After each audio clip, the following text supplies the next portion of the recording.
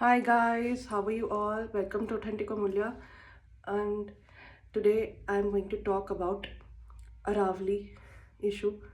और supreme court ने बोला था कि इतना ज़्यादा खनन हो रहा है वहाँ पे, तो अरावली क्या है और क्या नहीं, गवर्नमेंट ऑफ इंडिया इसको प्रॉपरली डिफाइन करे।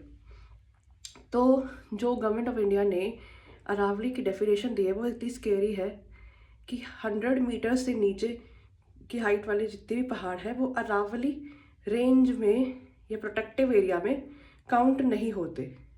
बेसिकली वो ओपनली डिस्ट्रॉय करे जा सकते हैं, वहाँ पे माइनिंग करी जा सकती है, वहाँ पे बिल्डिंग्स खड़ी करी जा सकती है, कंस्ट्रक्शन रैम्पेंट करी जा सकती है और वो पहाड़ियाँ नष्ट हो जाए, इससे कोई फ़र्क नहीं पड़ता। और ये कितनी डेंजरस बात है ये मैं आपको पॉइंट वाइज समझाती हूँ। पहाड़ हमारे धरती को जो है प्रोटेक्शन देते हैं और इस हाई सिस्मिक एरिया है अदरवाइज, और अगर इस तरीके से ही पहाड़ में से पत्थर निकालते रहेंगे तो धरती डिस्टेबलाइज हो जाएगी और प्राकृतिक आपदाएं जो हमारे भूकंप इत्यादि है, पहाड़ वगैरह, वो रेगुलर बेसिस पे यूं ही आएंगी और ज़्यादा आएंगी, और उससे कितनी डिस्ट्रक्शन होती है ये हम सब बहुत अच्छी तरीके से जानते हैं। उसके बाद जो मेन पॉइंट आता है, अरावली में इतना सारा जंगल एरिया है, इतने सारे जानवर हैं, इतने सारे फ्लोरा फौना डिस्ट्रॉय हो जाएगा और वो एक तरीके से लंग्स का काम करते हैं और इतना पॉल्यूशन अब्जॉर्ब करते हैं, उससे पॉल्यूशन का इतना प्रॉब्लम होगा। और ऑलरेडी दिल्ली सफ़र कर रही है और ये पॉल्यूशन और ज़्यादा बढ़ेगा और कंट्रोल तो गवर्नमेंट अभी कर नहीं पा रही है और बढ़ाने के लिए तैयारियां कर रही है। और ऑपोजिशन भी कोई कम नहीं है, कोई इसको ओपनली पूरी तरीके से अपोज नहीं कर रहा, थोड़ा बहुत रिमार्क्स दे दिया, लेकिन पता है कि क्यों हो रहा है। ये कंस्ट्रक्शन कंपनीज और रियल एस्टेट डेवलपर जितने भी आपके बड़े बड़े काम करने वाली कंपनीज हैं जो वहाँ पे, मैं नाम किसी कंपनी का पर्सनली नहीं लूँगी, लेकिन आप सब समझ रहे हैं, उनकी वजह से हम भुगतने वाले हैं कॉमन सिटीजन्स, एक बहुत सुंदर रेंज अपनी लूज़ कर जाएंगे। सिर्फ 7% अरावली रेंज जो है 100 मीटर्स एंड अबव है, बाकी 93% अरावली रेंज 100 मीटर से नीचे है, छोटी साइज़ की पहाड़ियाँ हैं।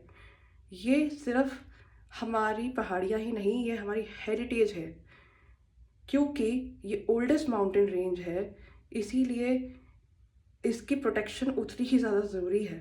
ये इतना ज़्यादा कार्बन डाटा होल्ड करती है, हमारी ह्यूमन सिविलाइजेशन और किस तरीके से हम इवॉल्व हुए हैं उसका इतना सारा डाटा है, डाटा बैंक हम लूज़ कर जाएंगे।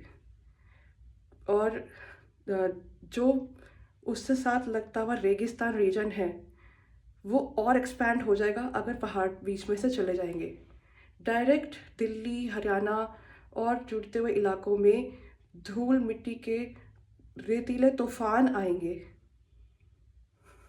और उसके बाद क्या क्या होगा ये तो आप सब इमेजिन कर ही सकते हैं।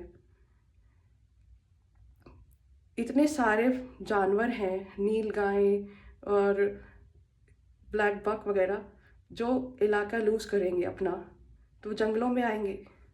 Ranthambore wild life sanctuary, Bharatpur wild life sanctuary जैसी बड़ी बड़ी वाइल्ड लाइफ सेंचुरी जहाँ पे शेर चीतों वगैरह को, लेपर्ड स्ट्रील में लेपर्ड्स को प्रोटेक्शन मिला हुआ है, वो शहरी इलाकों में आएंगे, वो अपना नेचुरल हैबिटेट लूज़ करेंगे। मतलब गवर्नमेंट ने क्या सोचा?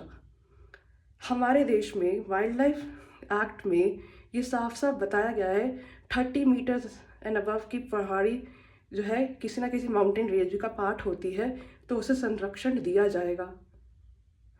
एक देश में एक ही चीज़ को लेके दो अलग अलग लॉज कैसे हो सकते हैं?